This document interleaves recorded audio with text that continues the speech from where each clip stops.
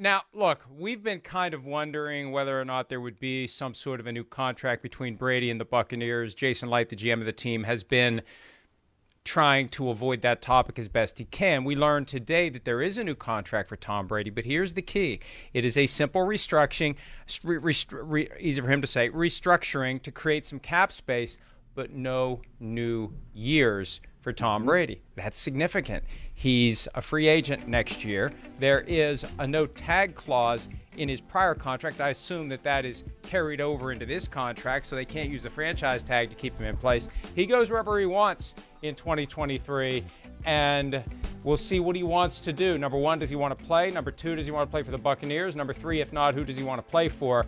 And it's definitely something to pay attention to, because something definitely was going on with Brady and the Miami Dolphins earlier this year, before the Brian Flores lawsuit, before he had no other options, and before he realized, hey, if I don't go back now, they're going to move on at the quarterback position, and I may be SOL, because if they refuse to trade me, they squat on my rights. What am I going to do? Unretire when they already have gotten Deshaun Watson or Baker Mayfield or whoever and create chaos? So he came back when he had to, once he knew he had no way out. Bottom line is, next year, he's got a way out, and that's going to be one of the big stories of the offseason. 3 years after Tom Brady leaving the Patriots with his biggest story of the offseason, it's going to be the biggest story of the next offseason. Yeah, it is. But, I think that when we think about this, like in Tom Brady, like he's going to be 45.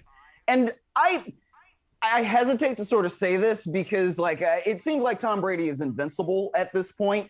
And, there's good reason to think this, right? At the age of 44, he just led the league in passing yards and touchdowns and attempts and completions and all that. And I understand that.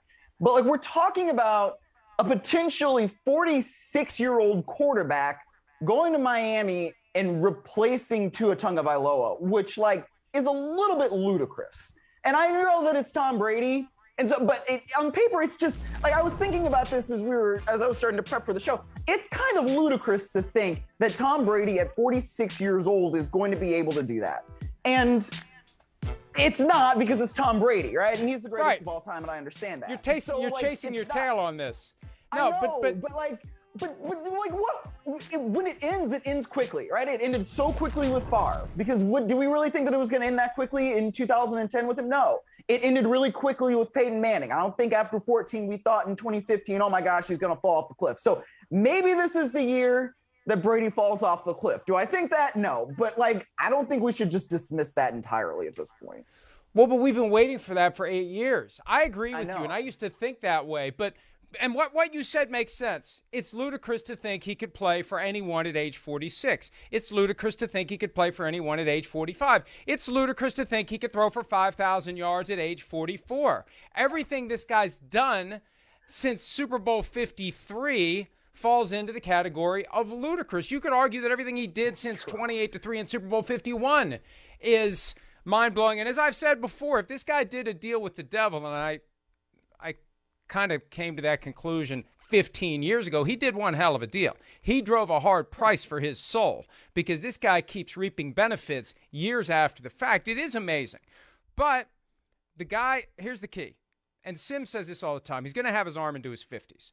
And I had someone tell me 5 years ago, watch his legs. As long as he can get away from taking hits, then he can keep going. Because once he starts getting hit, eventually he gets hurt. Eventually, he can't get away from more hits, and eventually, he's done. But he's perfected the craft of knowing when he gets the ball. And I'm amazed he held on to it that long on that play, and you saw what happened. He got hit from behind. Usually, the ball is out. He knows where it's going, and he avoids taking these kind of hits. And even when he gets hit, I don't know whether it's a courtesy, helping the old man across the street, but he's not getting hit all that hard. You don't see him get blown up very often, do you? No, but it's like you said, he knows when to get rid of it. He's been playing this game, for almost as long as I've been alive, it feels like, right? Since the beginning of my football consciousness, at least, right? So he knows exactly what it is to do. There's nobody in the league that's seen as much football or played as much football as this guy in the league right now. So I still think he's a top 5 quarterback, and I say that after all the things that I just said, when we started the show, but on paper, it just does not really make sense that we can really kind of believe that he will play well enough this year that he'll still have enough to not just go somewhere and be an owner, but then come down from the top and be like, yeah, I can still play. I can still do this, and replace somebody who was picked in the first round a couple of years ago. Like, it's ridiculous, but it's believable because it's him. So yeah, I don't know. Like, it's still, the whole thing's a little mind blowing to me. And we'll see where he will end up next year. It may not be Miami. It may be somewhere else that we're not thinking of, a team that otherwise has everything in place and would very much like to fill up its stadium. I mean, that was the key for the Tampa Bay Buccaneers. And I know in 2020 they weren't able to fill up their stadium because of the pandemic, but they made a ton of money off of him last year. They did that grift this year, and I'm sorry, Tampa Bay Buccaneers, for calling it what it is, where they made people buy, new season ticket holders buy for 2 seasons. They say they're trying to protect they know that they can get people to buy for 2 seasons because they want 1 season with Tom Brady, even if it means they're going to have a 2nd season with Blaine Gabbert or Kyle Trask. They're willing to do that to get the 1 season of home games with Tom Brady. So there could be a team next year that is just looking at it like a business. Remember, they all say they want to win the Super Bowl every year. We all know that what they want to do is make as much money as they can, and one way to make the money is to fill the stadium. And if you can get Tom Brady, if you're a team that is traditionally not in a full stadium, and look at the Dolphins. Look at the Dolphins. Look how quickly that stadium empties out any given year when the Dolphins struggle. If they could get him, and they have the other pieces around. Now, a lot of it hinges on whether or not Tua Tagovailoa plays really well this year. He may play so well that that door's closed. But there'll be another door open somewhere. Out of 32 teams, there will be someone that you can look at next year and say they've got everything they need but a quarterback. And you add Tom Brady, you roll the dice for a year. I mean, the Steelers did 1 more year with Ben Roethlisberger, and he's way more broken down in 2021 than Tom Brady is now or will be next year, because what Roethlisberger relied upon when he was great, Tom Brady's never relied on. This isn't some dramatic change to his game that he lacks mobility. He's never had it. So it makes it easier for him to kind of gradually land the plane in retirement. So, and this is probably the year he falls off the cliff. The year that I stopped saying, hey, we got to be ready for him to fall off the cliff, is the year he's going to fall off the cliff. So that's probably what's going to happen. Yes, of course, yeah. And the other side of it, too, is it's not just necessarily going to happen in the offseason, where he shows up in July and says, man, I'm too old for this crap. It could happen at some point during the season. We could see it play out during a 17-game regular season or postseason, where all of a sudden he's Willie Mays in his twilight years.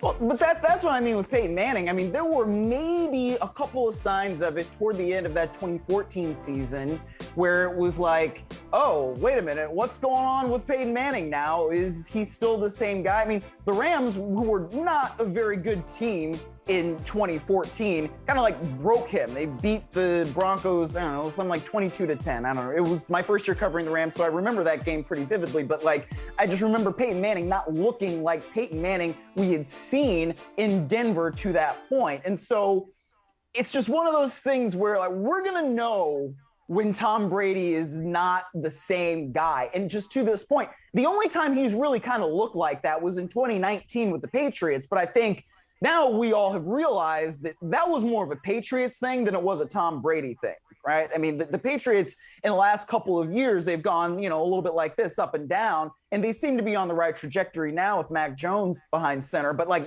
the Patriots in 2020 were not great, and that was part of the product of not being great in 2019. So I don't really know what Brady's going to do, but I just know that, there are 2 things undefeated in this world, and one of them is Father Time. And so at some point, Father Time's going to come for Tom Brady. And I don't know when it is, but it could be this year. I remember sitting in this chair and saying that 5 years ago, that Father Time eventually wins. He eventually is going to whack Tom Brady across the head with either the big hourglass or whatever other implement Father Time has. I know he doesn't have the scythe. That's the Grim Reaper. But Father Time has a walking stick and an hourglass. Maybe he'll do the 1-2 punch on Tom Brady, but he's eventually going to win. It's just amazing to see Tom Brady hold him off as long as he has. And I think the longer he holds him off, the more motivated he is to keep going. It's like Thelma and Louise not for Thelma and Louise. It's like the Seinfeld episode where they do the Thelma and Louise thing where they're running on empty. It's the Thelma and Louise reference, but you haven't seen Thelma and Louise or Seinfeld, so yet again, you have no idea what I'm talking about. But he's running that car on empty as far as he can, and the farther you go, the farther you want to go. Hi, I'm Mike Tirico, and thanks for watching. Make sure to hit subscribe for the latest news and highlights from NBC Sports.